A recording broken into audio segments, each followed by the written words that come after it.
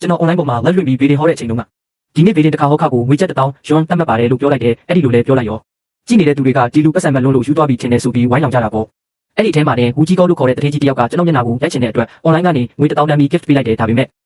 ကျွန်တော်ပါစက်လိုက်တာနဲ့သူချက်ချင်းဆုံးသွားစီမဲ့စကလုံးတွေထွက်လာခဲ့တယ်ခင်ဗျားတော်တော်လေးအစိမ်းရောက်အိုးထုတ်ဆောင်ခံထားရတာပဲမိမကိုစားခံရခြင်းတပွင့်နဲ့တောင်မကဘူးလို့ပြီးတော့သူတို့တွေကခင်ဗျားကိုတက်ပြီးခင်ဗျားရဲ့ဘီလီယံချီတဲ့ပိုင်ဆိုင်မှုတွေကိုတရားဝင်ဘယ်လိုငွေဆက်ခံရမလဲဆိုတာတိုင်ပင်နေကြပြီတထေးကြီးဝူကြီးကောကချက်ချင်းဒေါသထွက်ပြီးကျွန်တော်ကိုရက်ဆက်ရုံမာတဲ့ကောင်လို့ဆဲဆိုတော့တာပေါ့ကျွန်တော်လည်းဘာမှအရှိမရှိမဲ့ခက်ပြုံပြုံလေးပဲပြန်ပြောလိုက်တယ်မယုံရင်ခင်ဗျားကိုယ်တိုင်အိမ်ပြန်ပြီးတွားကြည့်လိုက်ပေါ့အခုချိန်မှာသူတို့၃ယောက်အိယာပေါ်မှာတိုက်ပွဲပြင်းထန်နေတော့မဲခင်ဗျားအခုကားမောင်းပြီးပြန်ရင်အကောင်းဆုံးစက်ကွက်ကိုအမိတွေးနိုင်လိမ့်မယ်ဝူကြီးကောကစကရင်ကိုစိုက်ကြည့်ရင်မျက်နှာတစ်ခုလုံးပြက်နေပြီးစိတ်ထဲကတော့ဒါမဖြစ်နိုင်တဲ့ကောလာဟာလာပဲလို့တွေးနေပေမဲ့ကျွန်တော်ရဲ့တေချာလုံးနဲ့လေတံကသူ့ရင်ထဲမှာစုတစ်ချောင်းလိုစိုက်ဝင်သွားပြီးစိတ်မချမ်းမသာဖြစ်စေခဲ့တယ်နောက်ဆုံးတော့သူအန်ချိတ်ပြီးဆုံးဖြတ်ချက်ချလိုက်တယ်ကောင်းပြီငါအခုပဲကားမောင်းပြီးအိမ်ပြန်ပြမယ်လက်လွှင့်ပြီးလူတိုင်းကိုပြမယ်မင်းလိုလေးလေးလက်ထားတဲ့ကောင်ဘယ်လိုရှောက်ပြောနေလဲဆိုတာတက်တည်ပြမယ်ငါမိမမှာဘာပြဿနာမှမရှိရင်တော့မင်းကစီကရှင်းနေစာဆောင်ကိုစောင့်နေလိုက်တော့မင်းရဲ့ဘဝတစ်ဝက်ကိုထောင်ထဲမှာပဲကုံဆုံးစေရမယ်သူ့စကားလဲဆုံးရောလက်လွှင့်နဲ့ခမ်းမတစ်ခုလုံးစူညံပွက်လောရိုက်သွားတော့တာပဲဟာမိုက်လာကြီးလာတတိကြီးက live လွှင့်ပြီးလင်ကိုဖမ်းမလို့တဲ့ဟဲ့ဒီလိုစက်ကွက်မျိုးဝတ္ထုထဲမှာပဲဖတ်ဖူးလာမြဲအဝိစားတွေအေးတွေအစင်တစ်ပြင်ထားကြတော့ဒီသတင်းကတုံးပြီးလို့ပြန့်နှံ့သွားပြီကြည့်တဲ့သူဦးရေဟာမျက်စိတမိတ်တွင်းမှာတင်ရာကနန်းကနေထောင်ကနန်းအထိတိုးတက်လာခဲ့တဲ့ဦးကြီးကောကဘာမှထပ်မပြောတော့ပဲဖုန်းကင်မရာကိုအပြင်ဘက်ကိုလွှဲလိုက်တယ်ကင်မရာထဲမှာတော့သူက Rolls Royce ကားမဲကြီးတစ်စီးပေါ်တက်ထိုင်လိုက်တာမြင်ရတယ်မောင်းလို့တိတ်မကြခင်ပါပဲကင်မရာထဲမှာအရန်ကိုလင်းထိန်နေတဲ့ဗီလာအေယာကြီးတစ်ခုပေါ်လာခဲ့တယ်ဒါကတော့ရွှန်တရားဆန်အိမ်လို့ခေါ်တဲ့မြို့ရဲ့ထိပ်ကန်းအချမ်းသာဆုံးသူတွေပဲနေနိုင်တဲ့နေရာပဲအိမ်တစ်လုံးကိုအနည်းဆုံးတန်းရချီတန်းချေရှိတာဒီနေ့တော့တကယ်ကိုမျက်စိပွင့်သွားတာပဲကြည့်နေတဲ့သူတွေကအော်ရာကြီးကွန်မန့်တွေရေးနေကြတယ်ဒါပေမဲ့အဲ့ဒီအတန်တွေကဦးကြီးကောအတွက်တော့နားဝင်မချိုးလာဘူးသူကသူ့မိမပေါ်နှလုံးသားတစ်ခုလုံးပို့ဩပေးခဲ့တာမိမဖြစ်သူကသူ့အပေါ်ဘယ်လိုလုပ်သစ္စာဖောက်ရမှာလဲဦးကြီးကောကသူ့အိမ်တကားကြီးရဲ့အပြင်ဘက်မှာရက်နေတယ်ကင်မရာရဲ့အလင်းရောင်အောက်မှာသူ့ရဲ့အရက်အမောင်းကြီးကတောက်တင်းနေပြီးဖုန်းကင်မရာကိုတကားရဲ့ password lock စီကိုချိန်လိုက်တယ်သူတို့နှစ်ယောက်ရဲ့မင်္ဂလာဆောင်ထိမ်းမှန်းနေရက်စွဲကိုရိုက်ထည့်ဖို့ပြင်လိုက်တာပေါ့လူကြည့်နေတဲ့ခမ်းမတစ်ခုလုံးလည်းအကြက်တန်ပင်ကြားရလောက်အောင်တိတ်ဆိတ်သွားခဲ့တယ်လာပြီအရေးကြီးတဲ့အခန်းရောက်ပြီးငါဂတိပေးရတယ်ဘာမှဖြစ်မှာမဟုတ်ဘူးမပြောနိုင်ဘူးလေတခုခုဖြစ်နေရင်ဘယ်လိုလုပ်မလဲသူ့လက်မျိုးကစကရင်ကိုထိခါနေအချိန်ပါတယ်ဖုန်းထဲကနေကျွန်တော်ရဲ့အေးဆက်ဆက်အတန်ကြီးထွက်လာပြန်တယ်မစမ်းနဲ့တော့လှုပ်ဝက်နံပါတ်ကပြောင်းသွားပြီဦးကြီးကောရဲ့လက်ကဝုန်းကနေရန့်သွားတယ်ကျွန်တော်ကသူ့တစ်ခါမှမကြားဘူးရဲ့နံပါတ်တစ်ခုကိုပြောပြလိုက်တယ်ခင်ဗျား12138ဆိုပြီးရိုက်ထည့်ကြည့်လိုက်ဦးကြီးကောမျက်လုံးတွေပြသွားတယ်ဒီလူကလှုပ်ဝက်နံပါတ်ပြောင်းသွားတာကိုဘယ်လိုသိတာလဲပြီးတော့ဒီနံပါတ်တွေကဘာအိပ်ပဲလဲအရန်ကိုစိုးွားတဲ့ခံစားချက်ကြီးကသူ့ကိုဝမ်းမြောက်သွားခဲ့တယ်ဝက်ထဲကကွန်မန့်တွေလည်းအားလုံးရက်တန့်သွားကြတယ်လူတိုင်းကတခုခုတော့မှားနေပြီဆိုတာရိပ်မိလိုက်ကြပြီတကယ်လို့ရှောင်မှန်းတာဆိုရ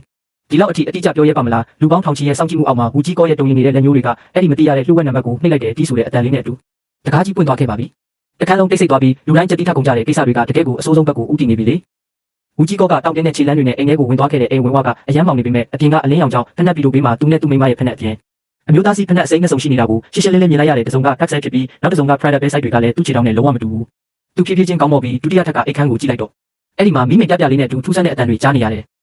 ယ်သူခဏလောက်ကြောင်သွားပြီးခြေလမ်းတွေကိုခက်ခက်ခဲခဲလှမ်းကလှေကားပေါ်ကိုတစ်ချက်ချင်းတက်သွားခဲ့တဲ့ခြေလမ်းတိုင်းကသူ့ရဲ့နှလုံးသားကိုလင်းချနေတယ်လို့မျိုးအရန်ကိုလေးလံပြီးနာကျင်နေရတဲ့ဖုန်းကင်မရာကတော့သူ့ရဲ့လှုပ်ရှားမှုနောက်ကိုလိုက်ပါသွားပြီးလက်ကြည့်နေတဲ့ပရိသတ်တွေလည်းအသက်ရှူဖို့တောင်မေးနေကြတယ်ဒီလုတ်ခတ်နေတဲ့ကင်မရာပုံရိပ်တွေကနေတဆင်သူ့ရဲ့ပောက်ကွဲလူနီးပါဖြစ်နေတဲ့ခံစားချက်ကိုအားလုံးသိနေကြတယ်လေအိတ်ခမ်းသားကိုနီးကပ်လာလေအတန်ကပိုပြီးရှင်းလင်းလာလေပဲအဲ့ဒါသူ့မိမရဲ့အတန်ပဲအချစ်တို့ရေအဲ့ဒီအသေးကောင်လင်ယောက်ျားကဘယ်တော့မှသိမှလဲဟင်သူသိတဲ့အချိန်ကြရင်အသက်တောင်ရှိတော့မှမဟုတ်ဘူးအဲ့ဒီအချိန်ကြရင်သူ့ရဲ့တန်းရချီတဲ့ပိုင်ဆိုင်မှုတွေကငါတို့ပိုင်ဖြစ်ကုန်မှာပေါ့ကိစ္စပြီးရင်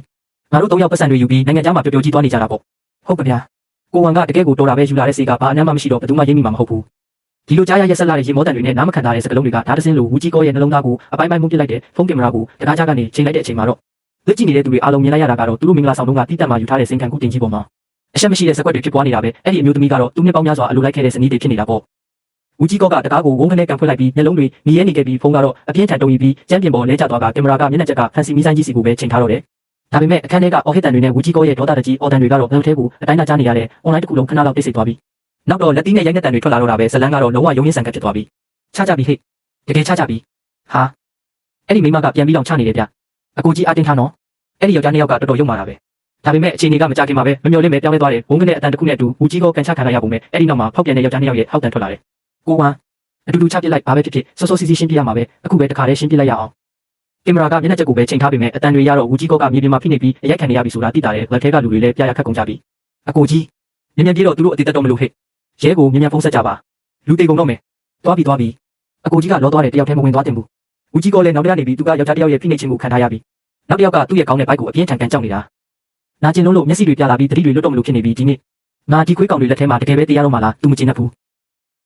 းသူမခံနိုင်တော့ဘူးလို့ထင်နေတဲ့အချိန်မှာလေဗီလာရဲ့တကားကြီးကအပြင်ဘက်ကနေဝုန်းကနေအတင်းတွန်းဖွင့်ခြင်းခံလိုက်ရတဲ့အားလုံးဝင်နေစမ်း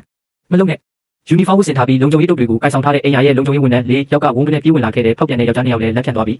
အဝိစားတွေကိုကောက်ယူကဝရန်တာဘက်ကိုထွက်ပြေးဖို့ကြိုးစားကြတာပေါ့ဒါပေမဲ့လုံခြုံရေးဝန်ထမ်းတွေကအလေးကျင့်ရှိပြီးသားမို့ ချက်ချင်းပဲသူတို့ကိုကြမ်းပြင်ပေါ်မှာဖိနှိပ်ပြီးလျှက်စစ်တုပ်တွေနဲ့ထောက်ထားလိုက်တော့တယ်အဲ့ဒီရက်ဆက်လာတဲ့မိမကတော့ကတင်တောက်မှတင်ကြောက်တဲ့ကြားနဲ့တုံတုံရင်ဖြစ်နေခဲ့ပြီးအသက်ဘေးကလွတ်ပြီးဦးကြီးကကြမ်းပြင်ပေါ်မှာလဲရင်အသက်ကိုပြင်းပြင်းရှူနေရတယ်ညနေမှာတော့ဇဝေးဇဝါဖြစ်နေတော့မယ်လုံခြုံရေးတွေကဘာလို့ဒီလောက်တောင်မြန်မြန်ရောက်လာကြတာလဲပြီးတော့သူ့ရဲ့ခွင့်ပြုချက်မရှိပဲလုံခြုံရေးတွေကအိမ်ထဲကိုဝင်ခွင့်မရှိဘူးလေလို့ကြည့်နေတဲ့ပြည်သက်တွေလည်းကြောင်းကုန်ကြတယ်နက်ဖျားတွေဆင်းသက်လာတာပဲဟဲ့လုံခြုံရေးအကူကြီးတွေကတကယ်ကိုလမ်းနေပြတုတ်ပြန်မှုကများလိုက်တာကြိုတင်ပြင်ဆင်ထားတဲ့အတိုင်းပဲနေဦးလာကဖြစ်နိုင်တာကလူတိုင်းရဲ့အကြည့်တွေကကျွန်တော်ရဲ့ live ခန်းမစီကိုချက်ချင်းပြန်လဲရောက်ရှိလာခဲ့ကြတယ်ကင်မရာထဲမှာတော့ကျွန်တော်ကဖုန်းကိုအေးအေးဆေးဆေးပြန်ချလိုက်ပြီးကင်မရာကိုကြည့်ကတည်ငြိမ်တဲ့လေတံနဲ့ပြောလိုက်တယ်ခင်ဗျာအိမ်ထဲမဝင်ခင်ကတည်းကကျွန်တော်ကခင်ဗျာရဲ့နာမည်ကိုသုံးပြီးအိမ်ရဲ့လုံခြုံရေးဌာနကိုအကြောင်းကြားထားပြီးသားပဲပြီးတော့ရဲကိုလည်းဖုန်းဆက်ထားတယ်ရဲတွေလည်းမကြခင်ရောက်လာလိမ့်မယ်ဒီစကားလည်းထွက်လာရောလေတစ်ခုလုံးလုံးဝပောက်ကွဲသွားတော့တာပဲဖះကြီးဆရာကြီးကတကယ်ဆရာကြီးအစ်စ်ပဲပြကီလိုမီတာထောင်ချီဝေးတဲ့နေရာကနေအကွက်တွေကိုကြိုချထားတာပဲလေးစားသွားပြီဆရာကြီးရေဒါဗေဒင်ဟောတာမဟုတ်ဘူးအသက်ကယ်တာပြကျွန်တော်အရင်ကပြောခဲ့တဲ့စကားတွေကိုပြန်ရုပ်သိမ်းပါတယ်ဆရာကြီးကတကယ်ကိုလမ်းလုံးပါတယ်ဒီနေ့ကစပြီးကျွန်တော်ကဆရာကြီးရဲ့အမခံပြိတ္တပဲဦးကြီးကလည်းကျမ်းပြင်ပေါ်မှာလဲကျနေတဲ့ဖုန်းထဲကနေတစ်ဆင့်ကျွန်တော်ရဲ့စကားတန်တွေကိုအတိုင်းသားကြားလိုက်ရပါတော့တယ်